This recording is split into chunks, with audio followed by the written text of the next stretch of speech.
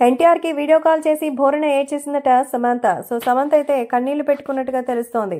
ప్రస్తుతం సమంత తనకి జరిగినటువంటి అవమానాన్ని చాలానే ఇబ్బందిగా ఫీల్ అవుతోంది.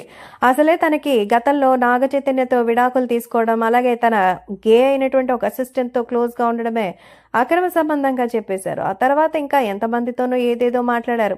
ఆ బాధలన్నీ భరించలేక ఒకసారి చనిపోదామని కూడా అనుకుంది. కానీ తన మీద తానే చూపించుకోవడంతో తీవ్రంగా అయితే కనీసం కళ్ళ అద్దాలు లేకుండా ఫ్లాష్ ని చూసే పరిస్థితి లేకుండా సమంత అనారోగ్యంతో ఇబ్బంది పడుతోంది. ఆమెను చూసి అయ్యో అనుకునేటువంటి వాళ్లే చాలా మంది అయితే ఉన్నారు.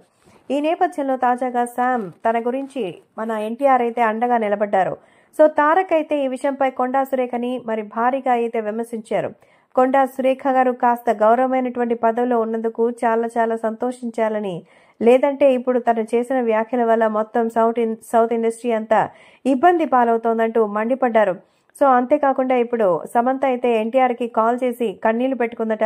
ఇలాంటి ఒక పని చేయడం వల్ల ఎంత బాధ అనిపిస్తోందంటే మొత్తం అంతా కూడా ఒక ట్రిప్పే అందరికీ సాడ్ ఆఫ్ అయిపోయింది అంటూ చెప్తున్నారు. ఎందుకంటే కొన్నిసార్లు ఇలాంటివి జరిగినప్పుడు అక్కడ ఉన్నటువంటి వాతావరణం ప్లీజింగ్నెస్ అన్నీ కొంచెం సహకరించాలి.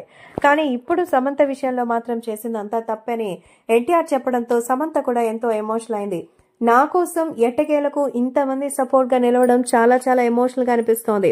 అలాగే నిజంగా నా వైపు నిలబడి మీరందరూ కూడా నా కోసం మాట్లాడడం చూస్తుంటే మరి ఇక డోకా లేదనిపిస్తోంది. కాబట్టి సంతోషంగా ఉన్నంత వరకు ఏ సమస్య లేదు.